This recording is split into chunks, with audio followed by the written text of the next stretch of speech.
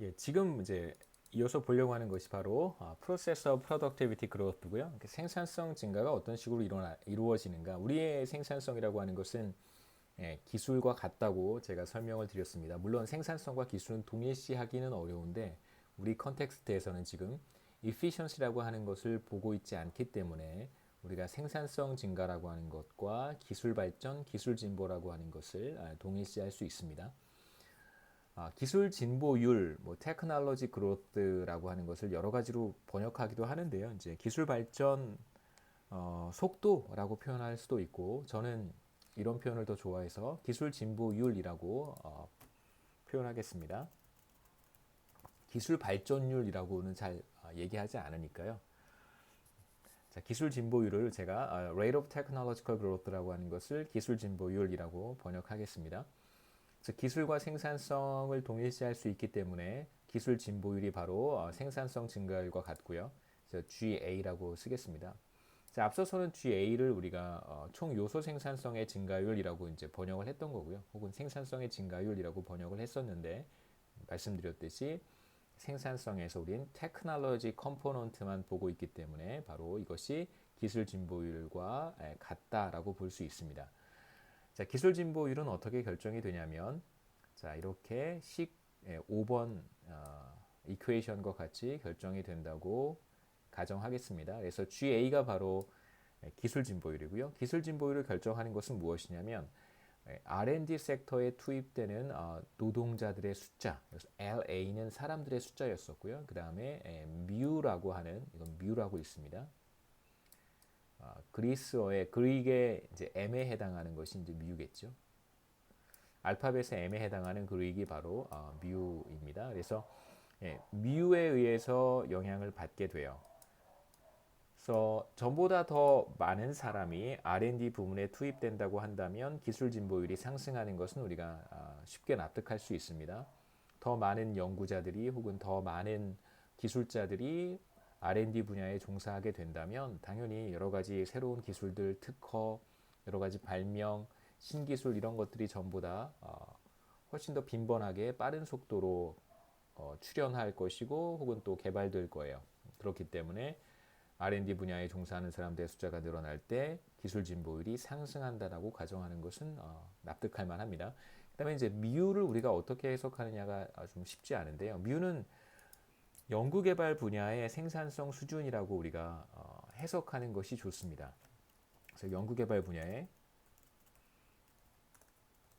생산성, 전반적인 생산성 수준을 보여주는 것이고요. 그래서 여기서 뮤는 사실 이런 뜻도 있습니다. R&D를 통해서 기술 진보율을 1% 달성하기 위해서 필요한 연구개발 인력이 과연 얼마나 되는가를 보여주는 하나의 파라미터다라고 우리가 생각할 수도 있어요. 무슨 뜻이냐면 1%의 기술 진보율을 달성하기 위해 필요한 인력, 사람들의 숫자를 가리키는 것이기도 합니다. 그래서 뮤의 값이 크다는 건 무슨 뜻이냐면 1%의 기술 진보율을 달성하기 위해서 더 많은 사람이 필요한 거예요. 어떻게 보면 상대적으로 덜 이펙티브하다고 볼 수도 있습니다. 그러니까 생산성 수준이 떨어지는 거잖아요. 그래서 뮤의 값이 크다는 것은 1%의 기술 진보율을 달성하기 위해서 더 많은 사람들이 필요하기 때문에 그런 경우에는 뮤의 값이 클 경우에는 동일한 연구자들의 숫자가 주어졌을 때 기술 진보율은 떨어질 수밖에 없습니다. 그래서 뮤는 전반적으로 연구개발 분야의 생산성 수준을 보여주는 파라미터고요. 그래서 뮤의 값이 클수록 연구개발 분야의 생산성 수준이 떨어지는 것이고 뮤의 값이 작을수록 연구개발 분야의 생산성 수준이 높아지는 것인데 거꾸로 해석해서 뮤의 값이 작다는 것은 무슨 뜻이냐면 1%의 기술 진보율을 달성하기 위해서 전보다 더 적은 숫자의 연구 개발 분야 종사자들이 필요하다라고 우리가 생각할 수 있겠죠. 그렇게 이제 뮤를 우리가 이해할 수 있습니다. 자, 우리가 앞서 무슨 얘기를 했었냐면 겜마라고 하는 변수를 소개하면서 겜마는 경제 전체의 레이버 포스 가운데 연구개발 분야에 투입되는 노동의 비율이라고 정의를 했었고요. 그래서 LA 대신에 이것을 우리가 겜마 곱하기 L로 바꿨으면 기술 진보율은 연구개발 분야에 투입되는 노동의 비율 곱하기 경제 전체의 레이버 포스가 되겠죠. 노동력. 그 다음에 R&D 부문의 생산성 수준, 뮤에 의해서 결정이 됩니다. 그래서 뮤가 크다는 것이 생산성이 높다는 뜻이 아니라 거꾸로 해석하셔야 돼요. 뮤가 크다는 것이 그만큼 생산성이 떨어진다는 뜻입니다. 왜냐하면 더 많은 연구 인력이 투입이 되어야 1%의 기술 진보율을 달성할 수 있기 때문인 것이죠.